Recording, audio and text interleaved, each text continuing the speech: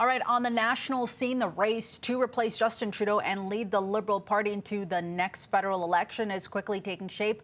Our Parliament Hill correspondent Glen McGregor joining us now. Glen, these candidates out on the campaign trail. Chrystia Freeland heading to Quebec this past weekend. That's right. Candidates really getting busy over this weekend as their leadership races kick into high gear. I can tell you, though, Faiza, that the short list of eligible candidates got a little bit shorter over the weekend. Chandar Arya, who is a Liberal backbench MP from the Ottawa area, he was one of the first people who said he was interested in running. He has said on Saturday that he has been disqualified by the party. That is, they will not allow him to run. The Liberal Party of Canada has not said exactly why they made this decision.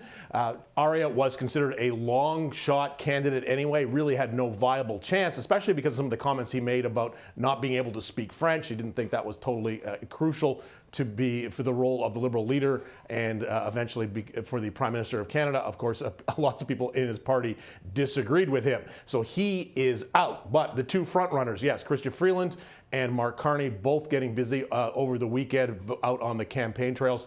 Last night, Chrystia Freeland appeared on a television show called Tout le monde en parle. It's extremely popular in Quebec. It's kind of a ritual that anybody seeking elected office in Quebec or at the national level has to do a session on Tout le monde en parle. The Prime Minister, Justin Trudeau, has been on it. I think several times he's been on it throughout his career, appeared on the show. It's kind of an informal chat show where guests come on and they have a glass of wine and they talk to journalists, and it's seen as a real kind of a whistle test for anybody's candidacy. And by all accounts, Freeland's appearance went okay. Freeland's French is pretty good, and in order to kind of hold your own on that television program, your French has to be good. This, again, seems like an example of Freeland kind of daring Mark Carney to venture into Quebec to campaign, because the thinking is Freeland's French is a lot better than Carney's, and there are lots of seats up for grabs in this leadership race.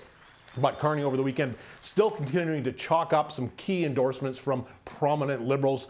The biggest one he announced over the weekend being François-Philippe Champagne, the industry minister who was rumored considered to be a contender for the leadership, ultimately decided not to run and to focus instead on the U.S.-Canada relations issue over the next couple of weeks instead of getting involved in that leadership. Now, Carney is really amassing a substantial lead in endorsements from cabinet ministers and from other members of the Liberal caucus. That ultimately may not matter, though, because the way this race is decided is by each riding gets 100 points, 100 votes, and so they break down the votes per candidate in each riding and then assign those points to a national total. And of course, it's a ranked ballot system too, so people who are voting pick not only their first choice but their second choice. So getting endorsements from MPs, yeah, it might give your campaigns a little more credibility. You might get a little some media coverage of it too, but ultimately in the vote breakdown, it doesn't make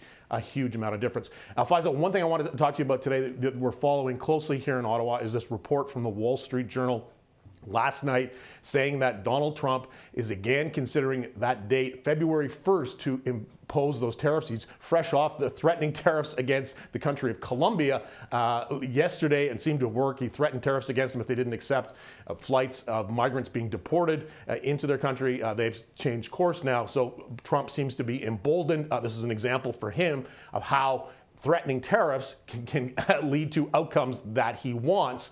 So last week, he did say on the day of the inauguration, he was asked about what date he might put tariffs in. He did mention that date, February 1st. Wall Street Journal saying a lot of pressure in Trump's orbit to make good on that threat, put those tariffs in on Canada and on Mexico starting as early Saturday. This is obviously going to require a strong response from the federal government. We'll be watching today and throughout the week to see, Faiza, exactly what the government is going to do if that actually happens. All right, Glen McGregor in Ottawa, thank you so much for this. Thanks.